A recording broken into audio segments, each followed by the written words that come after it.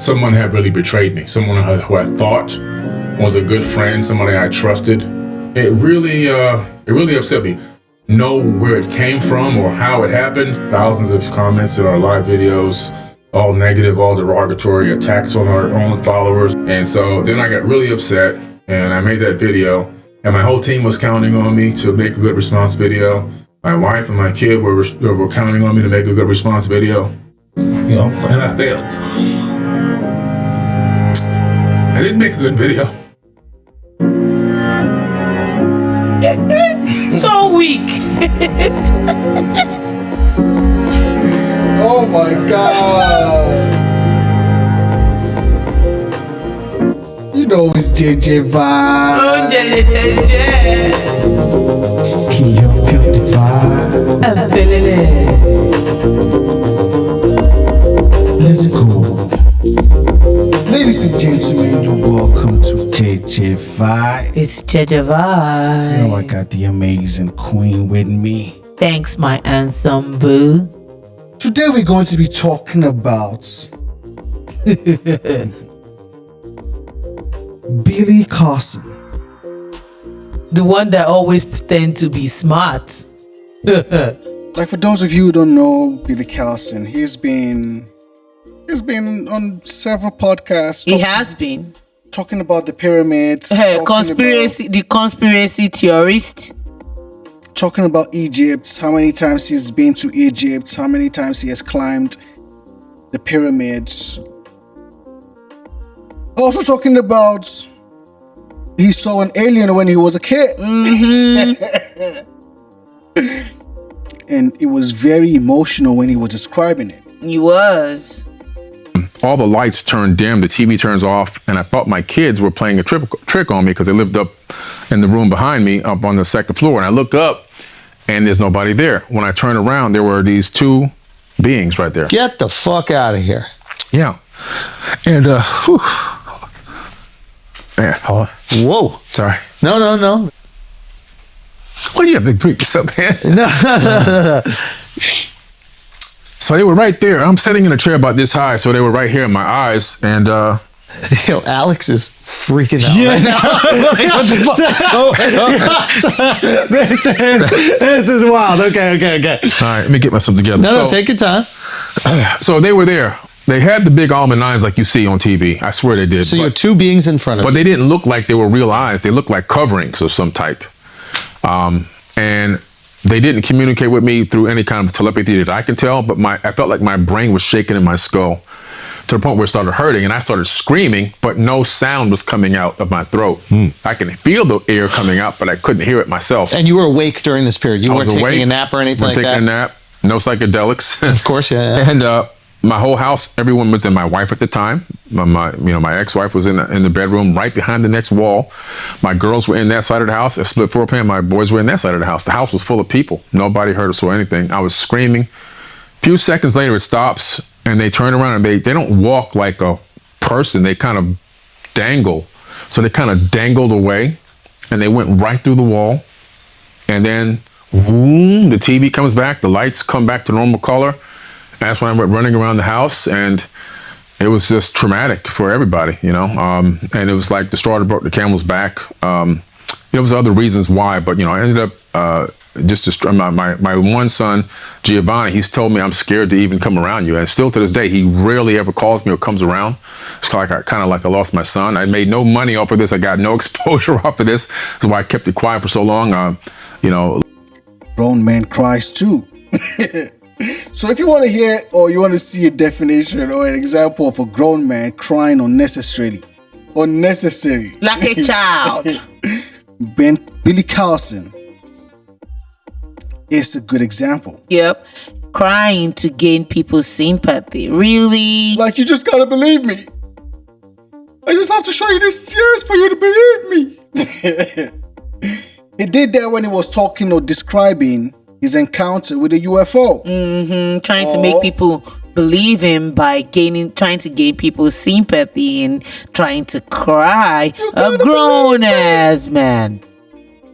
Yet again, Ben Carson is back, or Billy Carson. I'm gonna get it twisted. Billy Carson is back in the ethos. This time,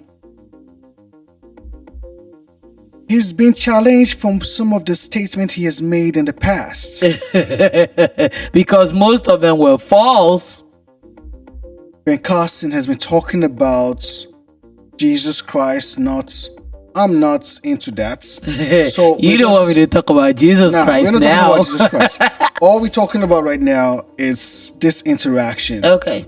with Billy Carson and I think it's West. Wes, now that we got you on, Wesley Huff, historian, linguist, biblical scholar, PhD, and athlete wannabe. I like how you threw that in the bio right there. And he was brought to a friend's channel. Just like we talked about Godfrey bringing Lord Jamal, believing in flat earth. We watch other people's podcasts too. You get me? And Wesley, my man, I think it would be great to... I know you guys were both recently in Egypt. There's tons that I'm interested in that. How all these things show up in Egypt is baffling to me. But just going right to it, I had here, Billy, you talk about how Jesus was never crucified, which is interesting because my wife, who's a Muslim, they believe that as well. Mm-hmm. Their beliefs, from what I understand from her, are they don't think that Jesus, as they believe is a prophet, God would have him killed. Mm-hmm. But I don't think they have any historical evidence, as far as I know, as to what or how or why they believe that. Mm-hmm. I'm curious for you guys both, and if you want to, I guess, go first, Billy, as to how you came about, like the findings where it seems that Jesus was not crucified. Sure. So now they brought Billy Carson to come clarify some of the things he's been saying, because he said Jesus Christ was not crucified. The Sinai Bible said this, and Sinai Bible said that. According to the Sinai Bible, Jesus wasn't crucified in that Bible. And that Bible predates the King James Version of the Bible. And the text there actually is about 12 to 14,000 differences between the Sinai Bible and the King James Version of the Bible, which came much later. And then also one of the things that were interesting is that they discovered the book of Jesus' wife, which is at the Harvard Seminary, which according to some scholars, that's a little controversial, but they claim that this is an accurate record that Jesus may have even been married, which then, adds more, if that's true, it adds more to the hypothesis that maybe he wasn't crucified. I just personally believe that Jesus was an amazing human being.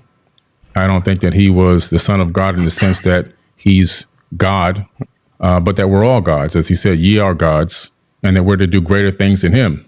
And I just personally believe that the return of the Christ is the return of the Christ consciousness. When we can all achieve a certain level of knowledge, wisdom, passion, understanding, empathy, love that he came to this planet with, and we get that in our mind and our consciousness, and we can act on those incredible emotions and that understanding, that the whole world is going to transform instantaneously. And I think at the second coming is the coming of the Christ consciousness to the planet, not a human being flying back to Earth to save people. That's just my personal understanding of how I perceived it over many, many years of going through this information and going through all this text. Only for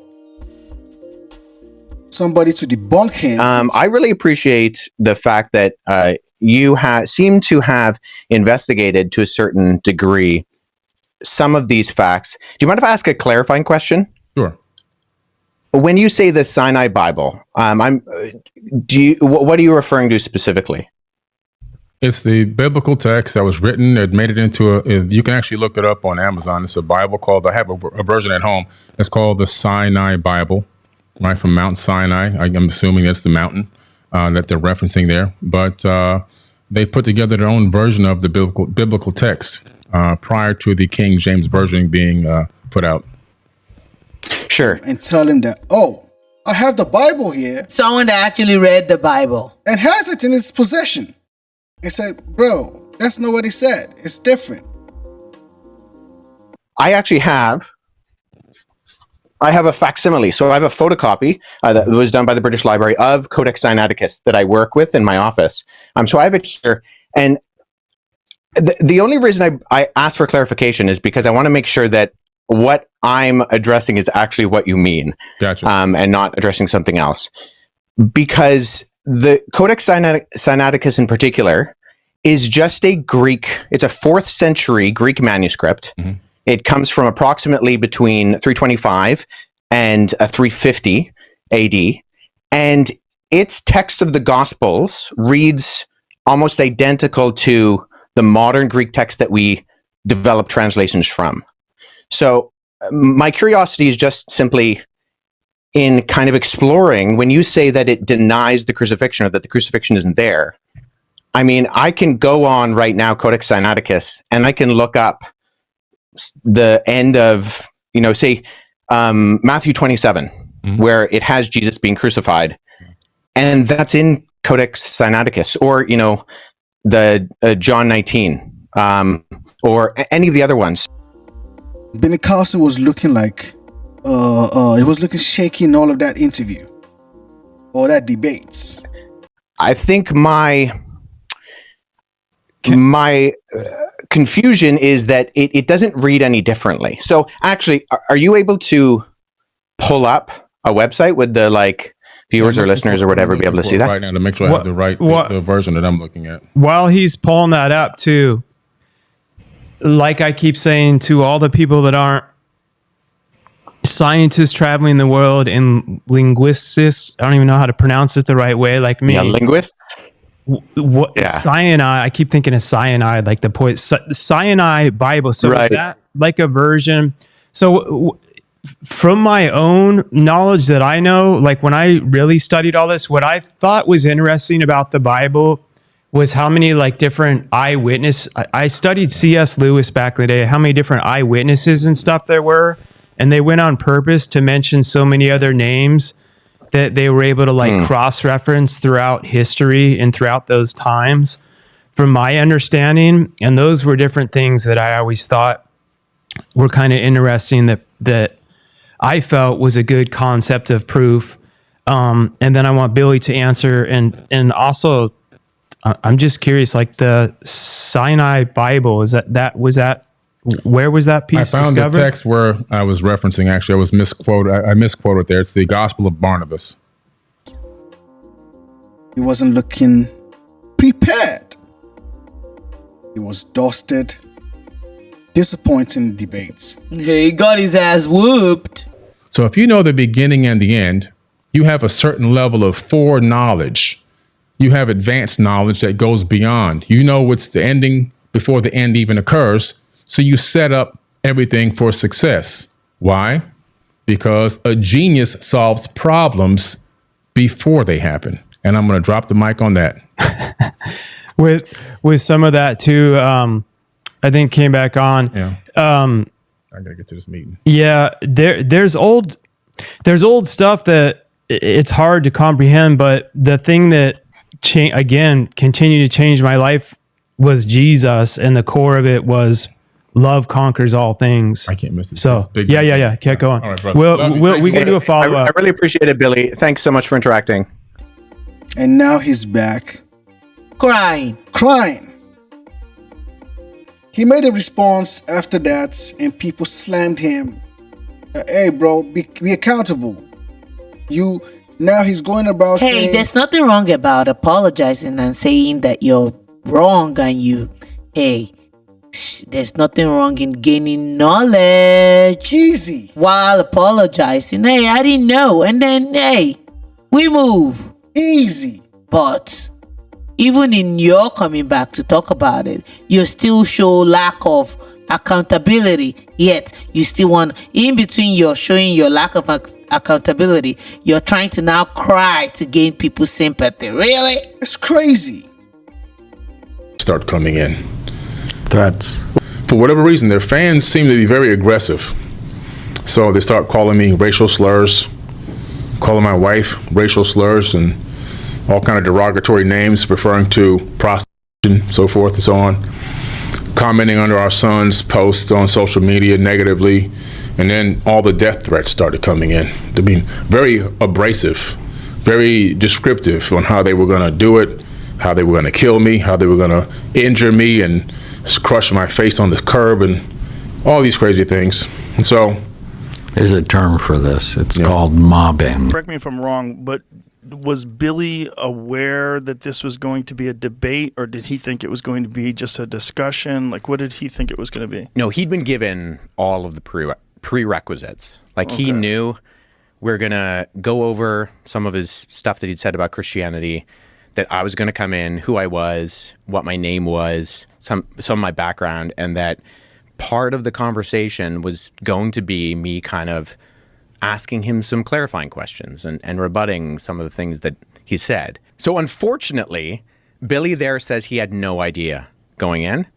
And I mean, as Mark said in his video that he released yesterday, I mean, that's patently false.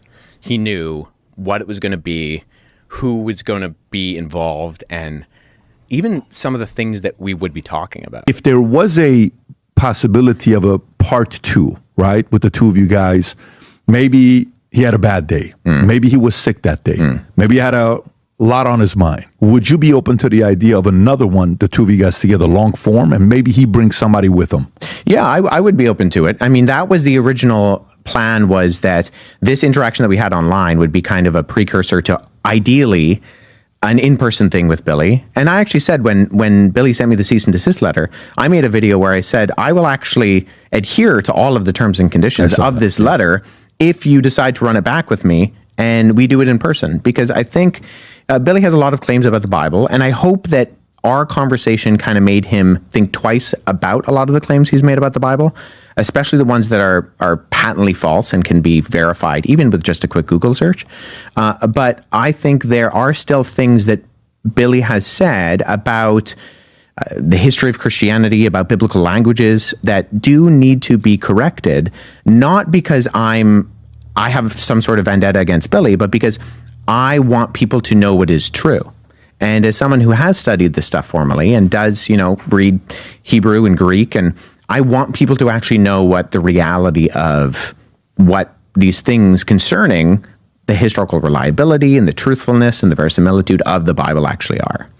It was really disappointing to see. Childish behavior. Childish. Have been, I guess, watching a lot of my content over the years, and made a lot of videos going against some of my personal spiritual beliefs, which is okay. It's fine. There's nothing against that. But the person that invited me over knew all about that. They knew that this person pretty much had it in for me. So you went on a podcast where they had another guest that was going to grill you. Yeah, going to grill me. And you show up. I showed up. And I tried to maintain calm and peace. I tried to be respectful. I didn't snap in this situation, to be honest with you. I kind of was a little bit in shock, and I was trying to get my word in. But the way it was being run, it wasn't a fair conversation. I felt like I was being overrun. I felt like my voice hadn't been heard.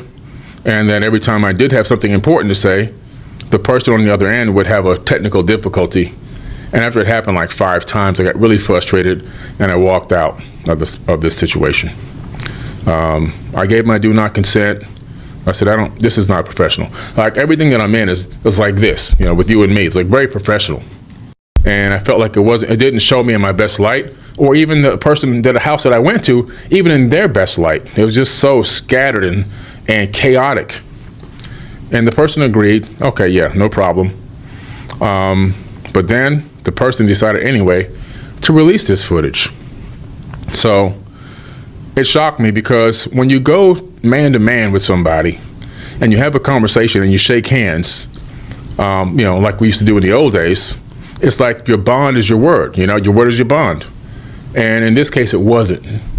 And that really shocked me.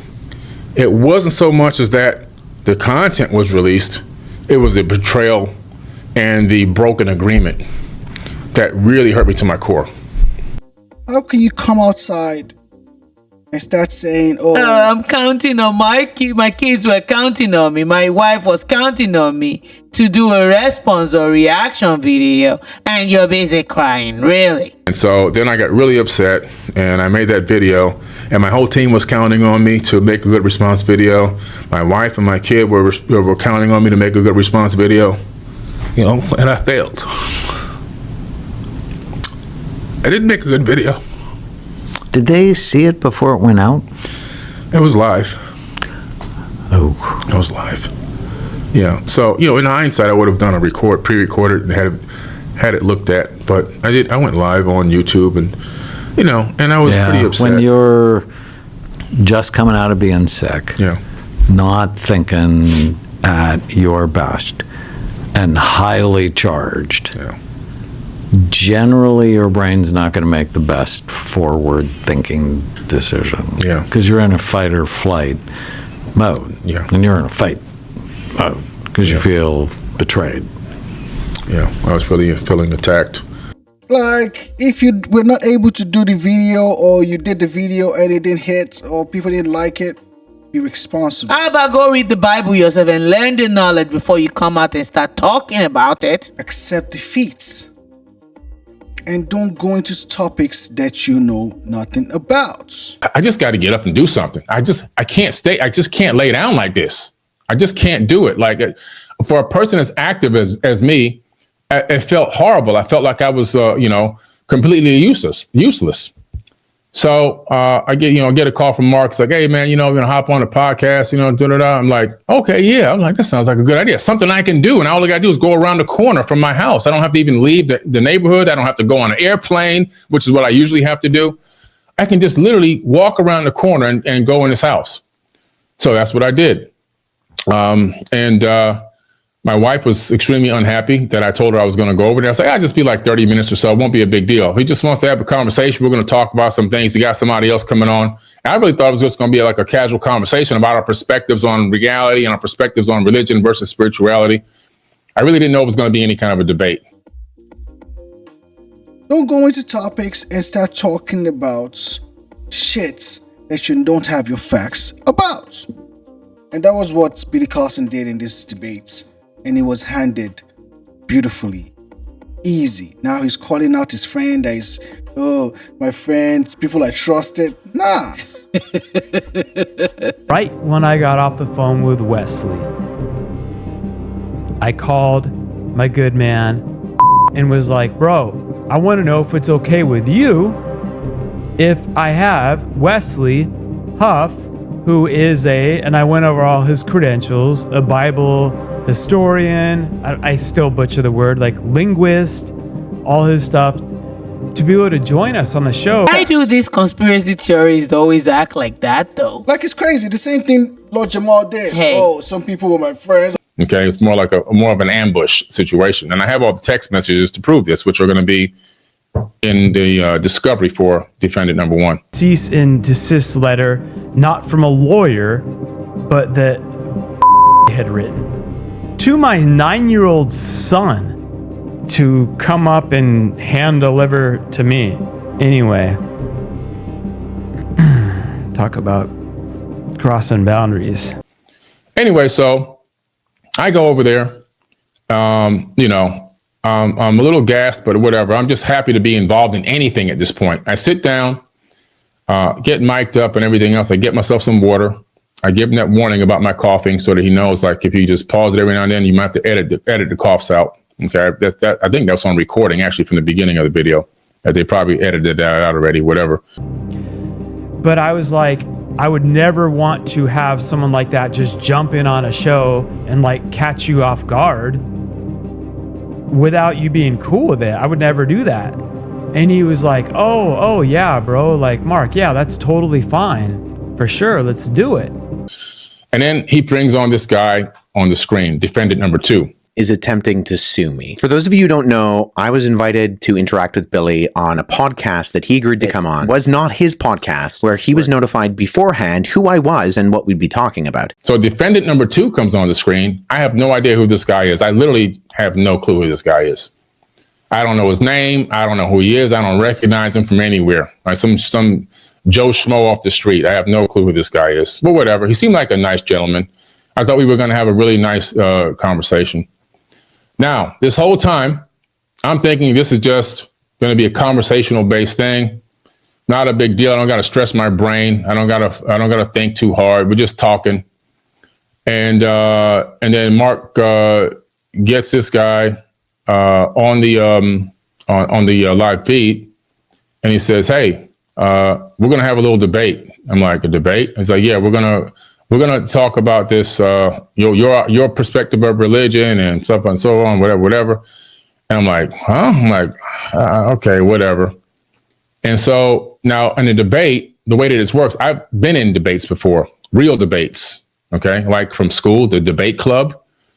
You see, Wesley then counteracts it, and then I believe his response, very humbly and nicely, by the way, was like, fair enough. After that debate took place, Billy attempted to suppress the footage. That didn't really work. I've released clips from that conversation. Well, Billy does not want you to see those clips and has sent me a cease and desist letter. I understand what a real debate actually is because I've actually been in actual real debates. There's a moderator, a person that moderates. The moderator, him or herself, does not interfere with the conversation. They don't interfere. You see, they don't commandeer the conversation. And the moderator is there to allow both parties to actually get a chance to talk and get their point across. But that's not what happened. How do we keep moving this forward? So we started getting into the other points. I believe, like Jesus, the book that was so-called written in the Harvard libraries, you guys have all seen it. Wesley went through the factual methodologies, broke it down, how that was proven to be like historically across all communities a fraud. Again, I thought it was going to be like no, because of blah blah blah. I was shut up that whole time. And then again, he's like, okay, yeah, whatever he said, like, if that's right, like, I'll take your word on that. And I'm sitting here in the room like, what is happening right now? Because even as we were coming into this debate conversation show, I sat right next to my man before we recorded, again, with full consent. I was really hoping that this could be an opportunity for Billy to learn, to see the major errors that he's been repeating and turn this into a learning experience. I even offered to follow up with Billy in order to show him how and where he could find accurate and credible resources in order to make sure that what he was saying was verifiably correct going forward in the future, so he and his audience could learn and proceed knowledgeably. Billy did not agree. What happened was, as we opened this up, the moderator asked the first question, not the defendant number two. I flat out said to Billy, my good man, because you know, when it comes to all your ancient books you study, the Emerald Tablets, all the other things, I don't know anything about that, bro. But this guy's an expert. And he'll be able to come in and we can all have a conversation when it comes to those things. He'll be able to join in and talk about that with you. Why I join in. No, I was never meant to be a freaking moderator. Okay.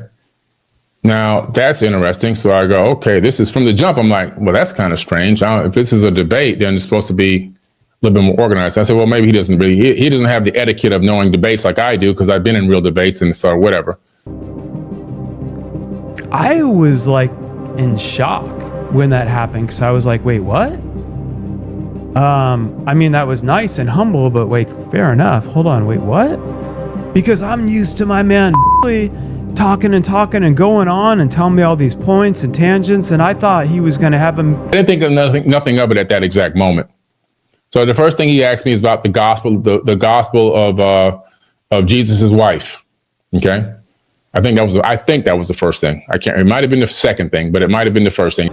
I truly, in my heart, honest to God, thought that he was going to have all these things to rebuttal him on and be like, da da da da da da da. That's what I was used to knowing. So when he's like, fair enough, I was like, I was like, what is going on right now? Okay, how do we keep moving this forward? So we started getting into the other points. I believe like Jesus, the book that was so-called written in the Harvard libraries, you guys have all seen it. Wesley went through the factual methodologies, broke it down, how that was proven to be like historically across all communities a fraud. Again, I thought it was going to be like, no, because of blah, blah, blah. I was shut up that whole time. But unfortunately for Billy, agreeing to a debate, losing that debate, and feeling embarrassed about that loss does not constitute legitimate grounds to litigate. Billy, I will agree to all the terms and conditions of the cease and desist letter that you have sent me if you agree to run it back, sit down with me in person, and have another discussion. This is my formal response. There's nothing wrong in talking about conspiracy theory now, but if you now go as far as now believing the conspiracy theory, or as far as owning the conspiracy theory without doing your own research, that's where I draw the line. It's crazy. If you're new to the channel, don't forget to hit the like, subscribe. You know it's JJ Vibe. Well, how do you now? See you in the next one.